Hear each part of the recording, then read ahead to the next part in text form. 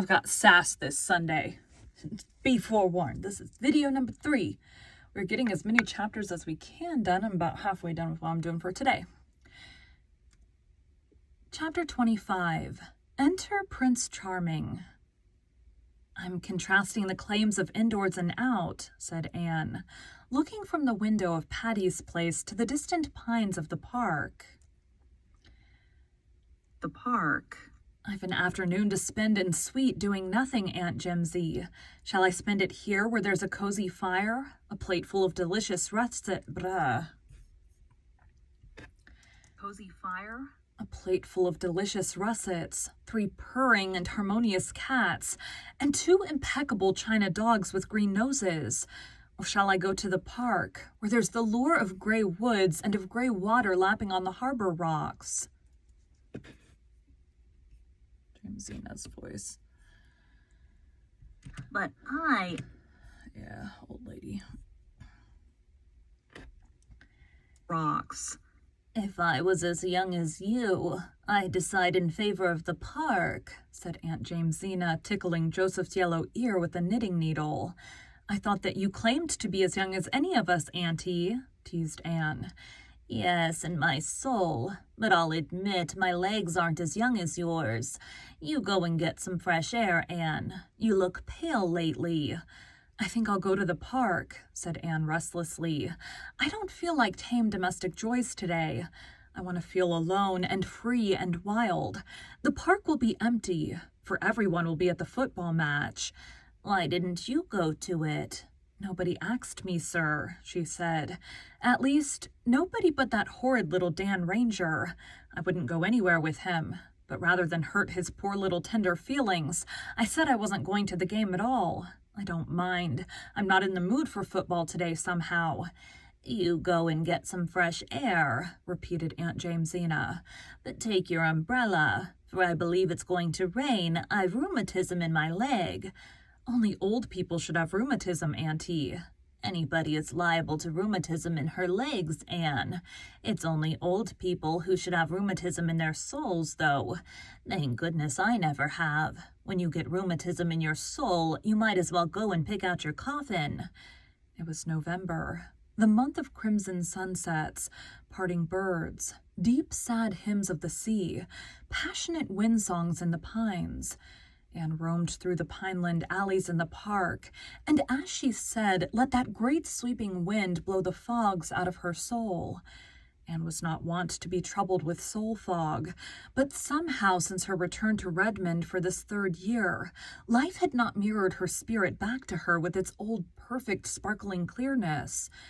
Outwardly, existence at Patty's place was the same pleasant round of work and study and recreation that it had always been.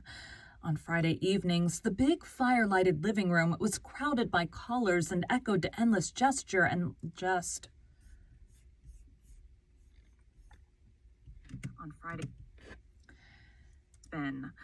On Friday evenings, the big fire-lighted living room was crowded by callers and echoed to endless jest and laughter, while Aunt Jamesina smiled beamingly on them all.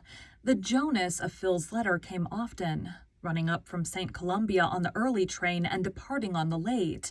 He was a general favorite at Patty's place, though Aunt Jamesina shook her head and opined that divinity students were not what they used to be. He is very nice, He is very nice, my dear, she told Phil, but ministers ought to be graver and more dignified. Can't a man laugh and be a Christian still? Demanded Phil.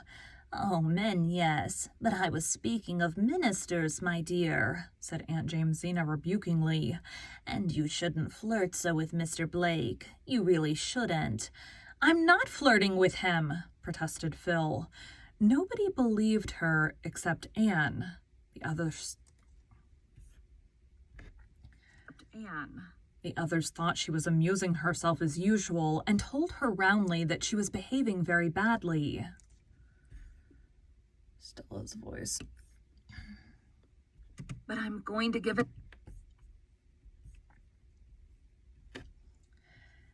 badly. Mr. Blake isn't of the Alec and Alonzo type, Phil, said Stella severely. "He takes things seriously. You may break his heart." "Do you really think I could?" asked Phil. "I'd love to think so." "Philippa Gordon, I never thought you were utterly unfeeling. The idea of you saying you'd love to break a man's heart." "I didn't say so, honey. Quote me correctly. I said I'd like to think I could break it. I would like to know I had the power to do it." "I don't understand you, Phil. You are leading that man on deliberately, and you know you don't mean anything by it." "I mean to make him ask me to marry him if I can," said Phil calmly. "I mean to make him ask me to marry him if I can," said Phil calmly. "I give you up," said Stella hopelessly. Gilbert came occasionally on Friday evenings. He seemed always in good spirits, and held his own in the jests and repartee that flew about. He neither sought nor avoided Anne. When circumstances brought them in contact, he talked to her pleasantly and courteously, as to any newly made acquaintance. The old camaraderie was gone entirely. Anne felt it keenly, but she told herself she was very glad and thankful that Gilbert had got so completely over his disappointment in regard to her. She had really been afraid that April evening in the orchard, that she had hurt him terribly and that the wound would be long in healing. Now she saw that she need not have worried. Men have died and the worms have eaten them, but not for love. Gilbert evidently was in no danger of immediate dissolution. He was enjoying life, and he was full of ambition and zest.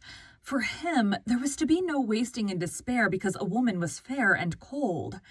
Anne, as she listened to the ceaseless badinage that went on between him and Phil, wondered if she had only imagined that look in his eyes when she had told him she could never care for him.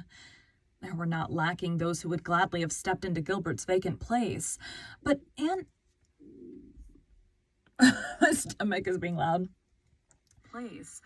But Anne snubbed them without fear and without reproach. If the real Prince Charming was never to come, she would have none of a substitute. So she sternly told herself that gray day in the windy park. Suddenly the rain of Aunt Jamesina's prophecy came with a swish and rush. Anne put up her umbrella and hurried down the slope. As she turned out on the harbor road, a savage gust of wind tore along it. Instantly her umbrella turned wrong side out. Anne clutched at it in despair, and then there came a voice close to her.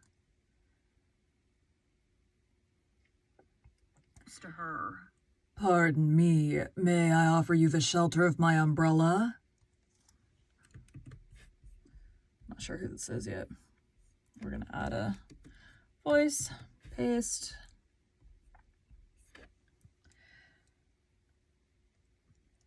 "Umbrella?" Anne looked up. Tall and handsome and distinguished looking. Dark, melancholy, inscrutable eyes. Melting, musical, sympathetic voice. Yes, the very hero of her dreams stood before her in the flesh. He could not have more closely resembled her ideal if he had been made to order. "Thank you," she said confusedly. "We'd better hurry over to that little pavilion on the point," suggested the unknown. "We can wait there until the shower is over. It is not likely to rain so heavily very long." The words were very commonplace, but oh, the tone, and the smile which accompanied them. Anne felt her heart beating strangely. Together they scurried to the pavilion and sat breathlessly down under its friendly roof. Anne laughingly held up her false umbrella. "It is when my umbrella turns inside out that I am convinced of the total depravity of inanimate things," she said gaily. The raindrops sparkled on her shining hair. Its loosened rings curled around her neck and forehead.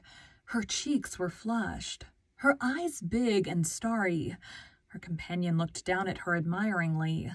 She felt herself blushing under his gaze. Who could he be?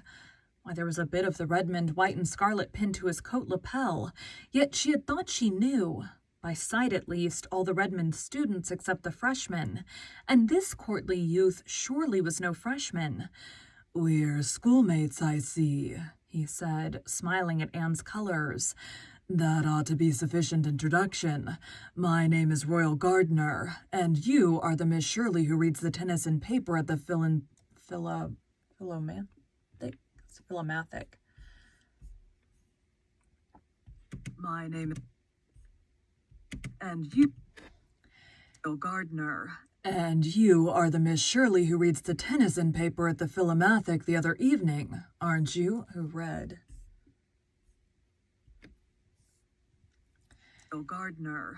And you are the Miss Shirley who read the Tennyson paper at the Philomathic the other evening, aren't you? Yes, but I cannot place you at all, said Anne frankly. Please, where do you belong? I feel as if I didn't belong anywhere yet. I put in my freshman and sophomore years at Redmond 2 years ago. I've been in Europe ever since. Now I've come back to finish my arts course. This is my junior year, too, said Anne. So we are classmates as well as college mates. I'm reconciled to the loss of the years that the locust has eaten, said her companion, with a world of meaning in those wonderful eyes of his. The rain came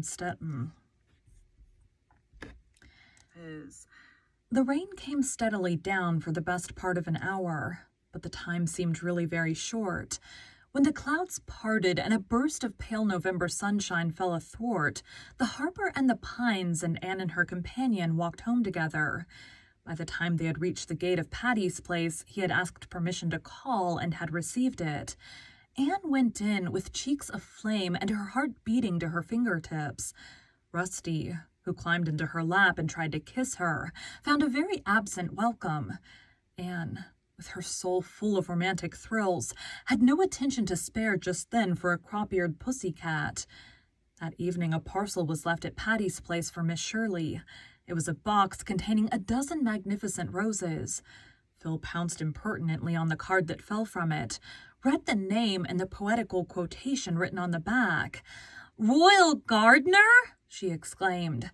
"Why, Anne, I didn't know you were acquainted with Roy Gardner." "I met him in the park this afternoon in the rain," explained Anne hurriedly. "My umbrella turned inside out, and he came to my rescue with his." "Oh!" Phil peered curiously at Anne. "And is that exceedingly commonplace incident any reason why he should send us long-stemmed roses by the dozen, with a very sentimental rhyme, or why we should blush divinest rosy red when we look at his card? Anne, thy face betrayeth thee." "Don't talk nonsense, Phil. Do you know Mr. Gardner?" "I've met his 2 sisters, and I know of him. So does everybody worthwhile in Kingsport. The Gardners are among the richest, bluest of blue noses. Roy is adorably handsome and clever. 2 years ago, his mother's health failed, and he had to leave college and go abroad with her. His father is dead. He must have been greatly disappointed to have to give up his class, but they say he was perfectly sweet about it. Fee fi fo fum, Anne. I smell romance. Almost do I envy you, but not quite. After all, Roy Gardner isn't Jonas." "You goose," said Anne loftily. But she lay long awake that night. Nor did she wish for sleep. Her waking fancies were more alluring than any vision of dreamland. Had the real prince come at last? Recalling those glorious dark eyes which had gazed so deeply into her own, Anne was very strongly inclined to think he had. I'm tired of recording. It's like 5:20. I'm done. I'm done for today. I got 3 chapters done. That's pretty good. Thanks, guys.